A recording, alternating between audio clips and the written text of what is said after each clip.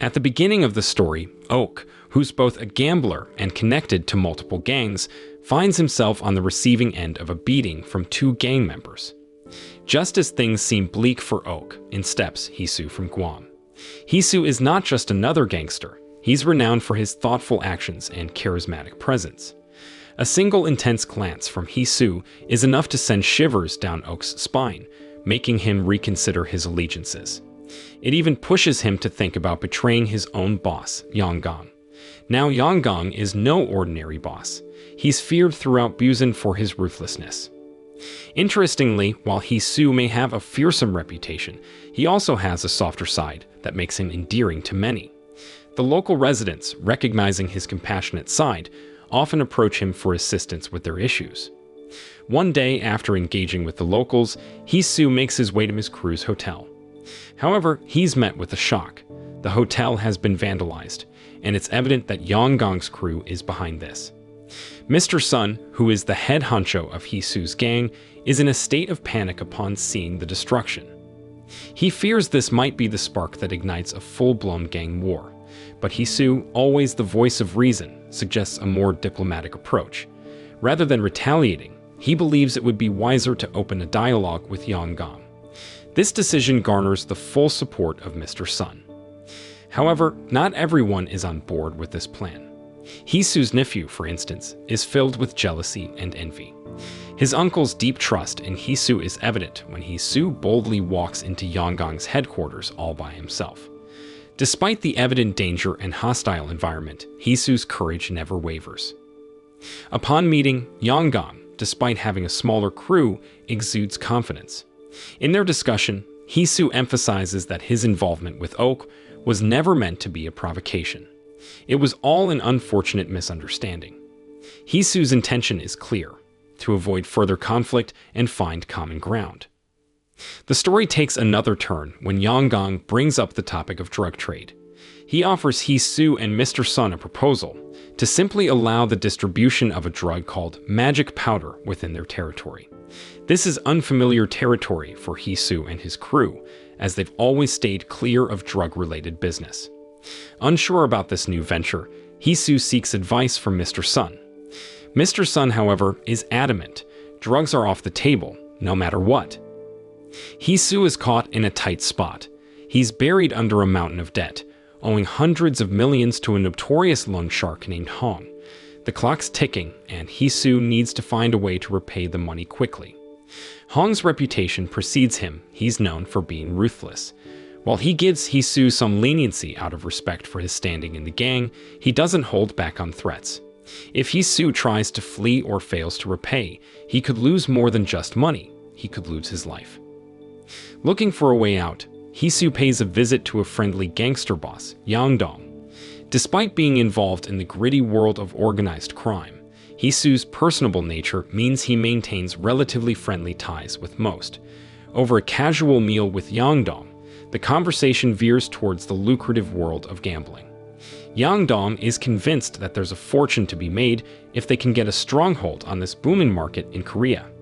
He tries to lure Hisu in, but loyalty keeps Hisu tethered to Mr. Sun, even if Mr. Sun's own ambitions might not align with Hisu's best interests. One evening, drowned in his sorrows, Hisu finds himself intoxicated in a coffee shop. Out of the blue, an old acquaintance, Chol-jin, slides into the seat beside him. The two share a history, both tread the same perilous path of the underworld. Chol-jin, however, has seen more success and holds a powerful position in the Nam gang. Recognizing Hisu's talents, Chol-jin makes an enticing offer: ditch Mr. Sun's hotel dealings and join his crew. But with Hisu's senses dulled from alcohol, Chol-jin's proposition falls on deaf ears. After his night out at the coffee shop, Hisu discreetly makes his way to the home of a widow named In-suk. It's not just any home, but the place Hisu crashes when he needs rest. A twist in the story is that Hisu harbors feelings for In-suk. The fondness between them is evident, and they even share a romantic morning together, taking advantage of the chilly air and the quiet hours of dawn. However, the next day brings with it a blend of emotions. In-suk's son, Ami, is set to return home after serving time in prison. The reason behind his incarceration, allegedly, he stole sandals. But those who know Ami, including Hisu, understand that he is a good-hearted young man. Ami looks up to Hisu, seeing him as a father figure, and Hisu feels a sense of responsibility towards him. He advises the younger man to steer clear of any criminal activities, hoping to prevent him from getting tangled in the world that has caused Hisu so much turmoil. But as fate would have it, Ami is about to start work with Yangdong's crew, distributing alcoholic beverages. Concerned, Hisu can only offer cautionary advice, hoping Ami won't cross any lines. Back at the hotel, things take a darker turn. Hisu spots some of Yangdong's men acting shady. Just as one of them is confronted by an officer, the situation escalates and the officer is stabbed. Reacting quickly, Hisu takes the assailant down, ensuring he's incapacitated. This act prompts Mr. Sun to realize that their issues with Yangdong are more severe than previously thought. Deciding it's time to strike back, he tasks Hisu with disrupting Yangdong's drug operations. Hisu, always up for a challenge, assembles a small team, including Mr. Sun's nephew, and heads to Oak's residence. Oak, being deeply involved in Yangdong's operations, holds the keys to their downfall, information on the drug stash, and a ledger detailing their activities. If Hisu can get his hands on that ledger, he can put a significant dent in Yangdong's operations and possibly get him incarcerated. Following the acquired information, a darker side of Hisu emerges. He violently dispatches Oak, a sight that stands in stark contrast to his usually composed demeanor. By morning, Oak's lifeless body is conspicuously positioned at the entrance of Yangdong's headquarters, a macabre display of Hisu's audacity. This results in Yangdong's immediate arrest. With the collaboration of corrupt police officials on Hisu's payroll, Yangdong faces 5 years in prison on charges of murder and drug distribution. Yet Hisu's machinations don't end there. He pilfers a portion of Yangdong's illicit drug stash, aiming to sell it and clear his considerable debt. Parallelly, the higher-ups of the Nam gang convene for an important discussion. Their leader, the shrewd and somewhat haughty Mr. Nam, learns about the escalating conflict between Mr. Sun's and Yangdong's factions. Sensing an opportunity, he contemplates taking over their territories. However, he's well aware of Mr. Sun's gang's prowess and resolves to proceed with caution.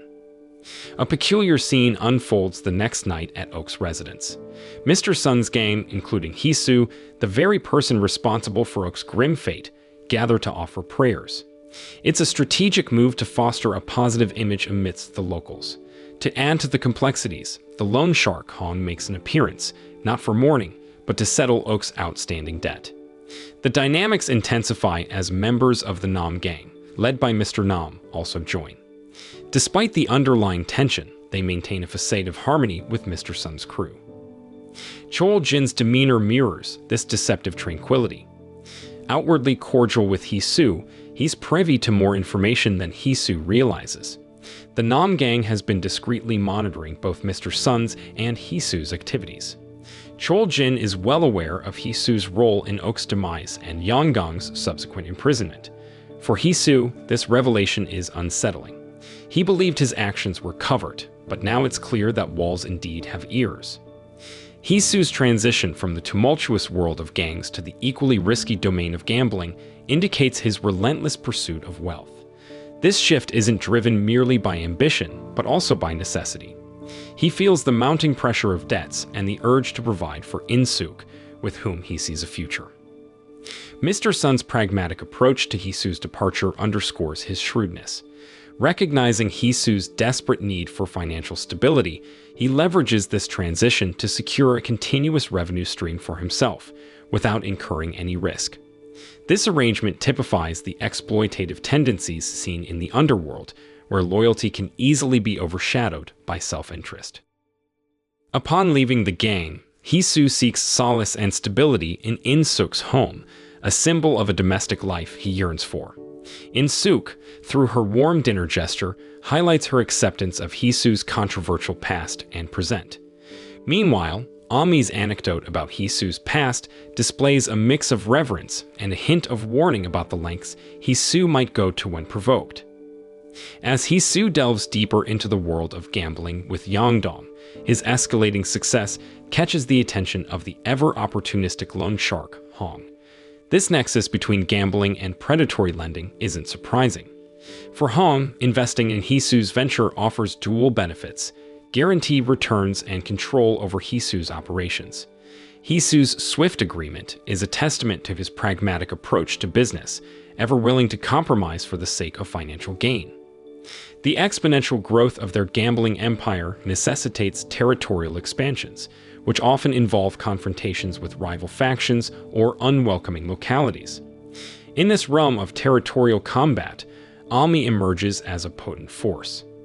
His prowess in combat and a penchant for anarchy make him an ideal enforcer, ensuring Hisu's ambitions remain unhindered. In the volatile domain of illicit enterprises, Hisu and Yangdong were in charge of a discreet beverage business.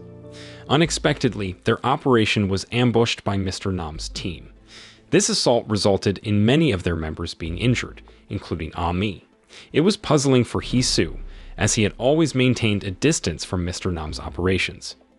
In reaction to the attack, Yangdong was filled with rage. He was determined to retaliate and disrupt Mr. Nam's businesses in return. Hisu, on the other hand, was more cautious. He believed that seeking revenge might bring more harm than good, particularly since Mr. Nam's group was one of the most powerful in Busan. Despite his reservations, Yangdong headed to one of Mr. Nam's gambling hubs, confronting and even attempting to harm a key family member of Mr. Nam. After this escalation, Hisu found himself meeting Chol Jin, an associate of Mr. Nam. During their discussion, Hisu discovered the reason behind the initial attack. Mr. Nam's group was feeling the pressure from Hisu and Yangdong's growing gambling enterprise. Mr. Nam presented a proposition to Hisu. He could either face off against Mr. Nam's group or surrender his portion of the gambling business. For Hisu, neither option was appealing. Collaborating with Mr. Nam seemed like a losing proposition, yet the thought of a full-blown conflict was daunting. Complicating matters further was Hisu's past connection with Chol Jin. They had shared a friendship for over 3 decades. The idea of confronting a former friend was deeply unsettling for Hisu. Seeking guidance, he approached his previous boss, Mr. Sun. Mr. Sun cautioned Hisu about Mr. Nam's cunning nature and hinted that Chol Jin might not be as neutral as he seemed, likely being swayed by Mr. Nam's influence. Taking advice from Mr. Sun, Hisu decided to make the first move. He sent people to capture Chol Jin and one of Mr. Nam's associates. They were taken to a pier, where Hisu planned to interrogate them. Unfortunately for Mr. Nam's associate, he was deemed unimportant and was quickly dispatched, his body disposed of in the sea.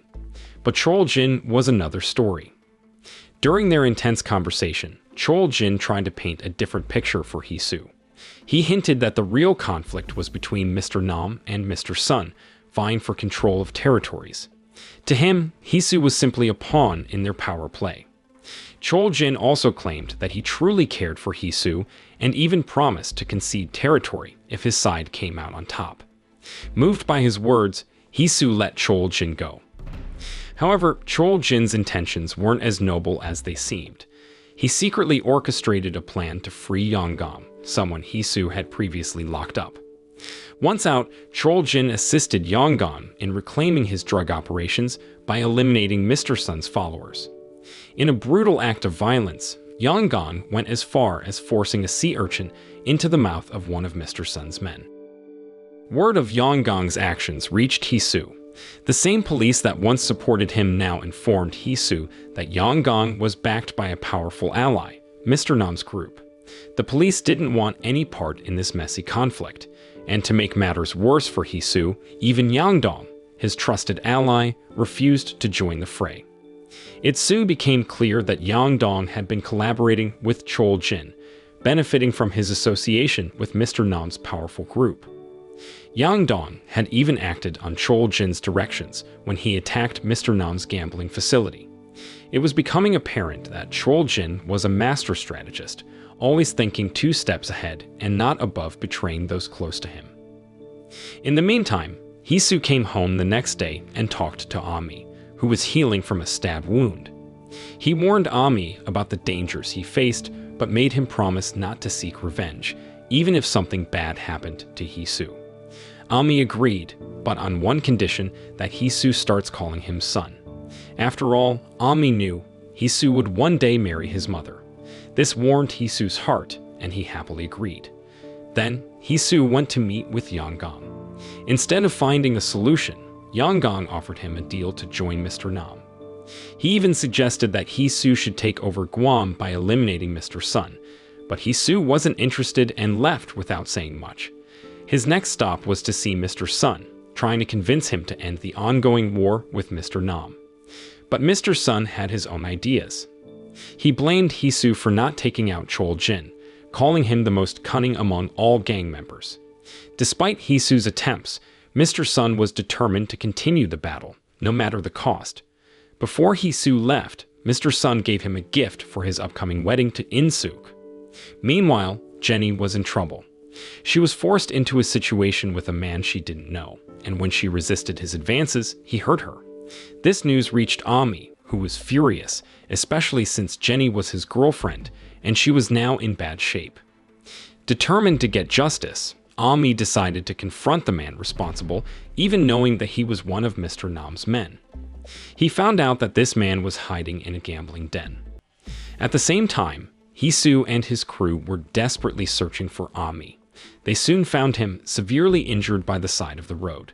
They rushed him to the hospital, but sadly, Ami had lost too much blood and died. The grief hit Hisu hard, and he couldn't imagine how to break the news to In-suk, but he was determined to find out who was behind his adopted son's murder. That evening, Hisu and one of his trusted men met with representatives from Mr. Nam's side, which included Chol Jin and his boss.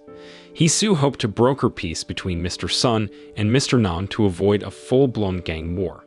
However, during the meeting, Hisu received a call from his crew.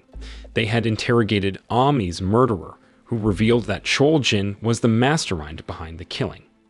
Angered by this revelation, Hisu lashed out, stabbing a knife into Chol Jin's hand.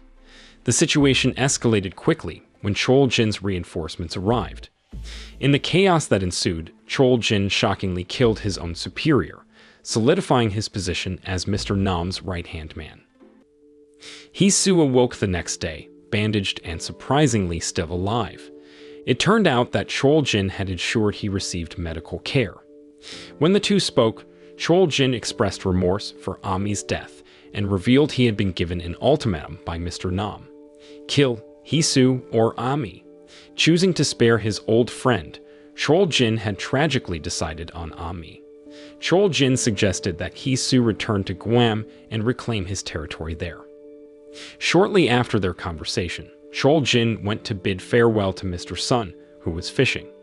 Unbeknownst to Mr. Sun, it was a final goodbye, as Chol Jin had ordered his men to eliminate him. On the other side, Hisu was recuperating in a hospital from the injuries sustained in his confrontation with Chol Jin. However, his recovery was interrupted when he was confronted by his own men, who were now full of rage. Rumors had circulated that Hisu was in league with Chol Jin in the assassination attempt on Mr. Sun. Due to these accusations, many of Mr. Sun's loyalists now saw Hisu as a traitor and were intent on avenging their leader. To compound his troubles, Hisu learned that In-suk had left him. She felt he had failed in his promise to keep Ami safe, and her disappointment in Hisu's actions and decisions was palpable. Hisu, overwhelmed by anger and betrayal, made a radical decision. He visited Mr. Sun, who was barely clinging to life after the ambush by Mr. Nam's gang. Without hesitation, Hisu ended Mr. Sun's life, seeing it as a final act to free himself from the shackles of his past and the overbearing control of his former boss. He believed that by doing this, he could solidify his claim over Guam's territory and gain the respect and power he longed for. But in taking this step, Hisu was also well aware that he was stepping into a maelstrom of gang politics, revenge, and potential bloodshed. In the aftermath of Mr. Sun's demise, Hisu, wrestling with a maelstrom of emotions, visited Yanggong, returning the stolen magic powder. His intention extended beyond mere reconciliation. He proposed an alliance with Yanggong to exact vengeance for Ami's untimely death. The undercurrent of their conversation was thick with the urgency of retribution and the complexity of gang alliances. The following day, a pivotal meeting among the gangster bosses of Busan was convened by Mr. Nam, where Hisu, now recognized as the sovereign of Guam territory, was also in attendance. On the surface, Mr. Nam maintained a congenial facade, showering amicable gestures towards those gathered. However, beneath the veneer of pleasantries lurked a sinister agenda, veiled and unnoticed by many in the room. To Hisu, he presented a gift of herbal medicine, a seemingly thoughtful gesture considering Hisu's still healing wounds. While Yangon, too, extended a gift to Hisu, distinctively contrasting Mr. Nam's offering, a firearm. The room was still, the echoes of the gunshot lingering as everyone's gaze shifted to the fallen bodies of Mr. Nam and Yang Dong. Hisu's unanticipated act had sent shockwaves through the room, stunning everyone into a frozen tableau of horror and disbelief. In this moment of intense chaos, another power play was initiated. One of Mr. Nam's trusted confidants, seizing the moment of disarray, swiftly took a knife and slit Mr. Nam's throat, cementing his loyalty to Hisu. In a bold and symbolic move, he also dispatched some of Mr. Nam's loyal men, signaling a pivotal power shift in the room. And then, in an almost poetic act of vengeance, Hisu turned his aim to Chol Jin, releasing his pent-up rage and sorrow, and in one fateful shot, avenged the loss of Ami. In the aftermath, the dynamics within the Busan underworld underwent a tectonic shift. The gangster bosses, who once considered Hisu an inconsequential pawn in their intricate power game, now recognized him as a force to be reckoned with. The man who once operated in the shadows, manipulated and used by those in power, had now emerged as the ruler of the city. However, amidst the newfound power and authority, Hisu was ensnared in a web of profound grief and emptiness. The weight of his actions, combined with the losses he endured, rendered him contemplative and introspective. The bloodshed, betrayal, and intricate plots had culminated in Hisu's meteoric rise. The haunting memories of Ami and the countless others he lost along the way continued to shadow him. As the credits rolled, the audience was left with a bittersweet taste of Hisu's ascent to power, juxtaposed against the personal tragedies he endured. The moral of the story is if you're at a gangster meeting and get a gift, always hope it's a gun, not herbal medicine.